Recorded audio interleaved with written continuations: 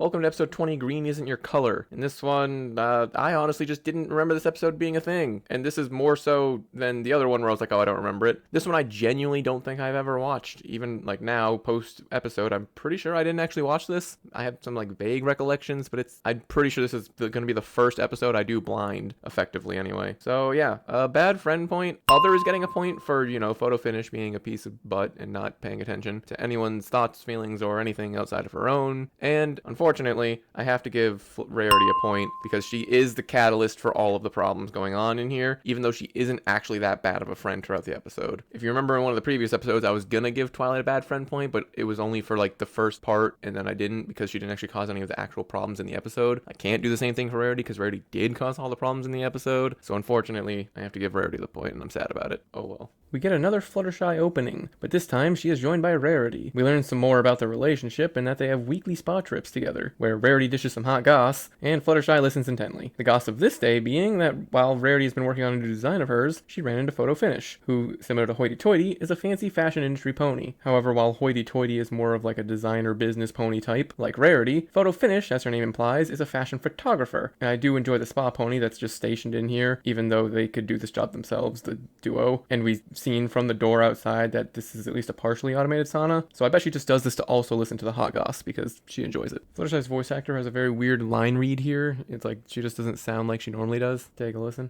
Photo finish? The difference between their beauty preference as well as their personalities is on display here, with Rarity going all in on everything while Fluttershy has a more reserved, bit and pieces approach. Rarity is also given pillows while Fluttershy just vibes. Having Rarity getting a 5-star pampering while Fluttershy does some low-key relaxing is a great juxtaposition and makes for some fun comedy. The spa pony even seems upset she can't pamper Fluttershy and is kind of feeling left out. It's a bit strange given how popular this place is that there's only 2 employees. We do know there are more and we even get to see one later, but these two just apparently are very devoted to these two. And here they are, a more muscular pony to give Rarity a more potent massage while Fluttershy gets a gentle kneading. Also, Rarity's robe is embroidered with an R, which is extra funny, considering they didn't come with robes, which means the facility keeps a robe on hand for her. I'm not surprised at all, considering Rarity is probably a VIP. First of all, the seaweed wrap is hilarious. Second of all, I'm not sure why the hair is done that way, but it's a fun detail, as well as the tail being wrapped up, which is also a fun detail. This is the scene, however, where Rarity states she needs someone to model for her, immediately desiring Fluttershy to fill that role, as Rarity says she needs someone with beauty and grace. Not entirely sure if this is sweet talk to get Fluttershy to agree, or if it's something Rarity actually believes. If she does, it means it gives us more insight into Rarity's thoughts on Fluttershy, which is again always nice to see the individual relationships of the main 6 still have Dindu. Where Rarity now has a rivalry with Applejack, well, not really a rivalry, more of a combative relationship, Rarity actually considers Fluttershy to be beautiful and graceful, which I would hazard to guess is how she also thinks of herself. Not Fluttershy thinking of herself that way, but Rarity thinking of herself that way. Another reason they get along is, as we see in these scenes, Rarity does most of the talking, while Fluttershy mostly just oohs and ahs. Not literally, of course, but just engages in simple continuances for the conversation to progress.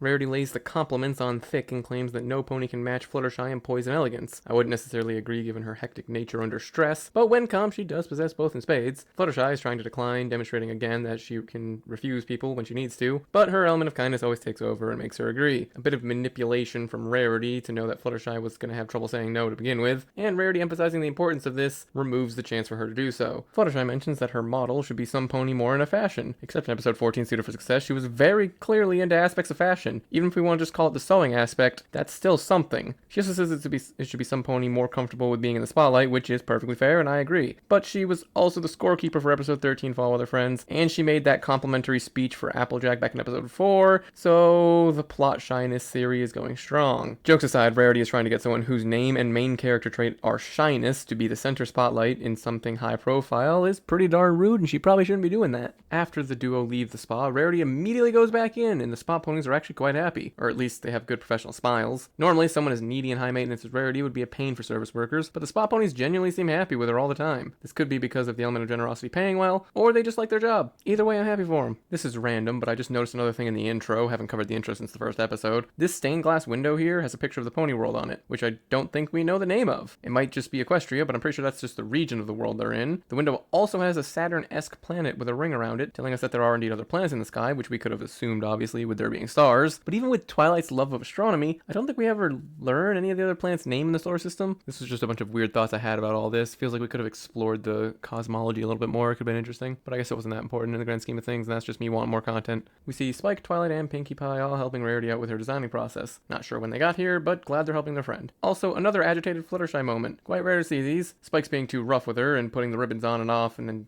on and then off, and then on and then off. Rarity calls for her pincushion, and Spike runs off only to show up with the pins in himself instead of her cushion. Bro, what? He needs some serious help. Twilight is worried for Spike, and Pinkie just looks confused, but also kind of just happy to be here. Spike explains that his scales are thick enough and that he doesn't even feel the needles, which is good and tells us the dragon scales contain no nerve endings. I'll keep that in mind for the future. He also calls Rarity the most beautiful creature, and Twilight gets annoyed again.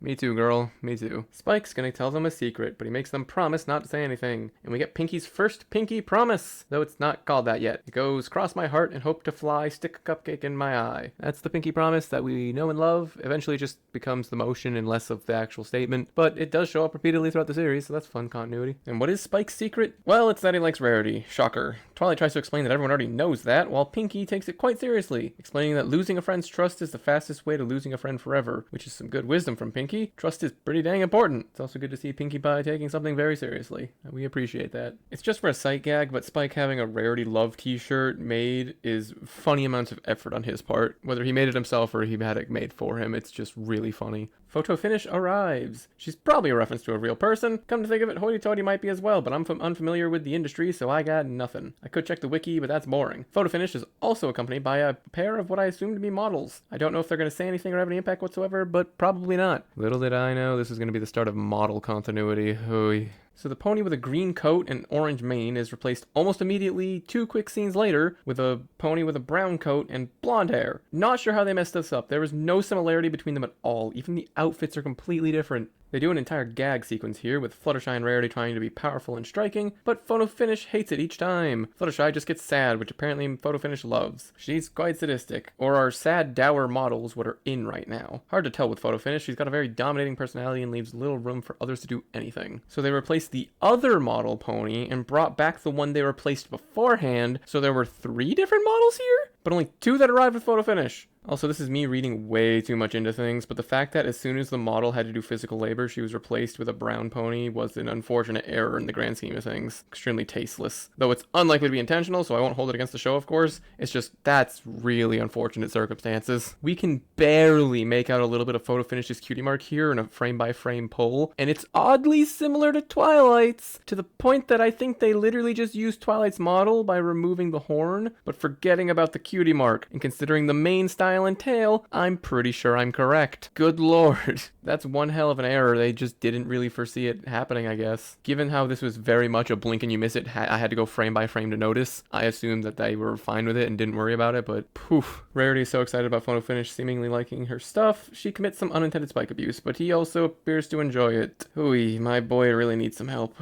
And Twilight pulls him away for his own good. Thank you, Twilight. Thank you for sparing us more of that. Anyway, we join them at the park because Photo Finish said she wanted to do a shoot here. Other than that, we've seen this fountain before, but I'm not entirely sure who it's supposed to be a statue of. The heart symbol is reminiscent of Cadence's cutie mark, though she isn't a character yet, so probably no relation. Also, this dress rack is the same resource we saw them use in the last episode, meaning Rarity just took all their Grand Galloping Gala dresses out of her shop into the park. Not entirely sure why she thought this was a good idea for dresses she's been preserving, but the creators probably didn't think about it that much. Alright, let's rapid fire these items she didn't want to use. There's the saddle that I don't think is a reference to any episode and is just a background detail. There's the frou-frou dress that she made Applejack wear in episode 8, Look Before You Sleep. And there's Twilight's old dress that she wanted Rarity to fix for her that she actually did end up fixing, it seems. Though she still got it instead of returning it to Twilight, and she's treating it roughly here. Quite rude, Rarity. So yeah, while that outfit is definitely neat, it was not on the rack beforehand, and neither was Twilight's old dress. Also, the saddle she threw away is now back on the rack, as we can see by the feathers. A lot of generic asset usage failures here. Fluttershy is gassing up Rarity, and they share a cute moment of joy for one another. Rarity and how good Fluttershy looks, and Fluttershy and how successful Rarity is going to be. Look how happy they make each other. Hope it stays this way. Remember, Remember, I don't remember this episode, so I genuinely don't know at the time of writing this. I mean, at the time of recording the voiceover, I do know, but I'm not going to tell you yet. Oh look, the first two models are back. The original ones, and now the other one is gone. And now she has Dr. Hooves and some other random stallion working for her. Where did they come from? Why did they agree to this, considering I'm pretty sure Dr. Hooves doesn't work for her?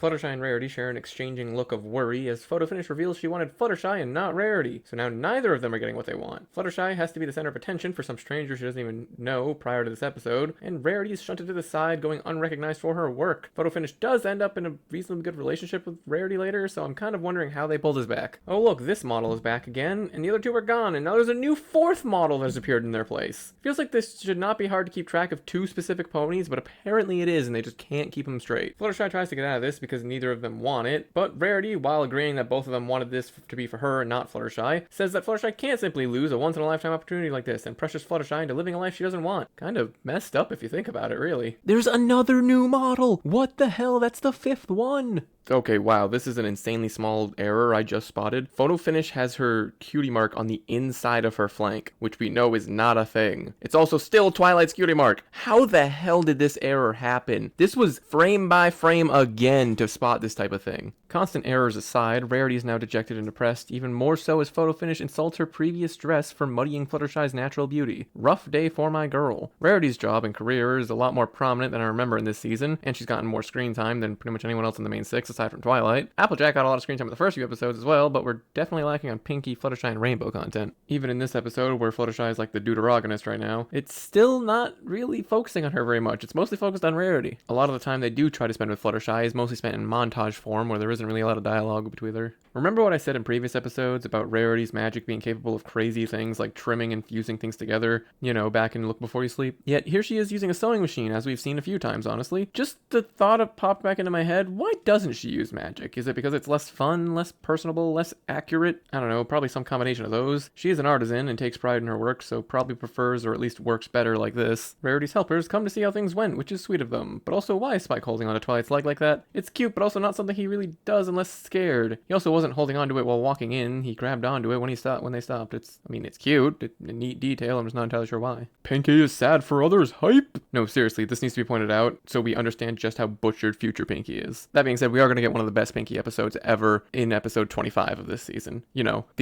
one of the best Pinkie episodes ever is one of the final episodes of the very first season. That tells you how underutilized Pinkie is, and there was so much better stuff they could do with her. This wasn't originally in my notes, but Pinkie is also upset at Spike for trying to stick around when Rarity clearly needs space. Go, Pinkie, go! Show that emotion for your friends! Here we see all of Photo Finish's stylist ponies, all with unique designs. Well, I say that, but this pony has Bonbon's cutie mark, and no, that doesn't count towards my tally. Which is even more weird because all the other two both have their flanks covered so that they don't have to worry about cutie mark continuity, and yet they gave this one just right here, right out in the open. This episode feels like it has the most weird animation error type deals in all of the episodes I've seen so far, or I've just been way more on the ball of seeing them. Photo Finish performs the Pinkie effect, which I coined in episode 16. She tells Fluttershy that why would she be nervous of walking in front of a large crowd of ponies who are silently judging her every move? Classic Pinkie effect, trying to console through pointing out all the reasons one should feel the way they do. Ugh. Oh wow, all 5 models are over here, and the brown one is pushed to the background, replaced by another new 6th model. Oh dear, I should have never pointed out what I did earlier. This is feeling less and less accidental, but it's gotta be, right? There's no way, right? Derpy 29. Also like a dozen of Twilight's friends from episode 21, but we'll just ignore the changelings. Lyra 30. If I had a nickel for every emo shy the series has shown us, I'd have, well, I want to say 2 nickels, but I genuinely don't know if there's more. This episode and the one where Fluttershy runs Rarity's boutique are the only ones I can think of. I'm not counting Flutterbat since that's more animalistic. Also, no, I don't understand the stylistic differences between emo, goth, and scene. This might be more goth than emo. Regardless, my bad. It's not malice, it's just ignorance. Well, Fluttershy's a star now, and we get an Applejack cameo with her now using Fluttershy for advertising. Maybe wholesome?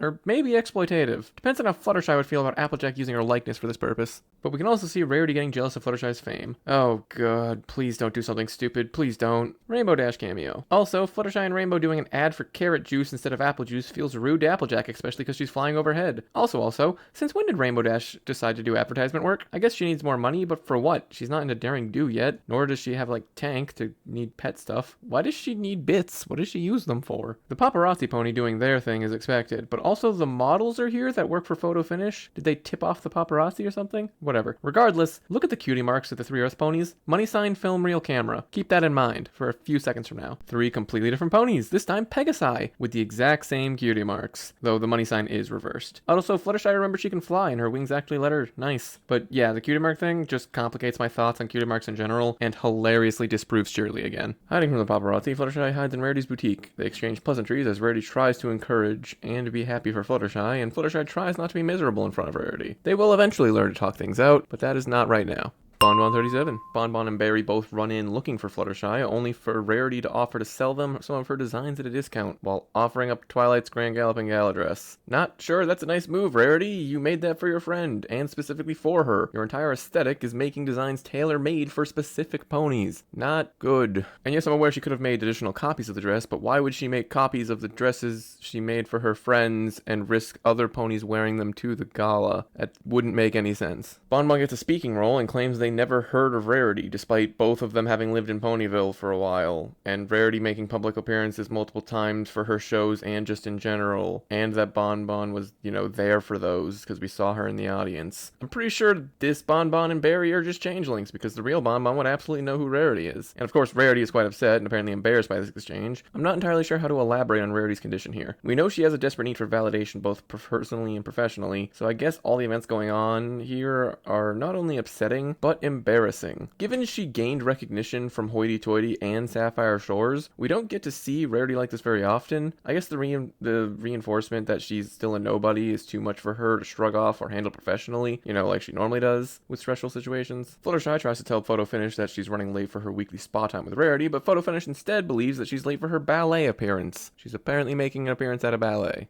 Rarity's pruny hooves is already disturbing, but I'm also pretty sure that's not how horse hooves work. Anyway, I ruined the joke, but Twilight apparently decided to show up and hang out with Rarity instead, so that's nice, that's cute. Rarity calls Fluttershy her best friend, and out of all of the main 6, that's probably the one I would believe the most. However, she also lets out more of her jealousy and wishes that Fluttershy's stardom would burn out, prompting concern from Twilight, who criticizes her rightfully so, considering she pushed Fluttershy to do this in the first place when Fluttershy didn't even want to. Pinky was taking a sponge bath.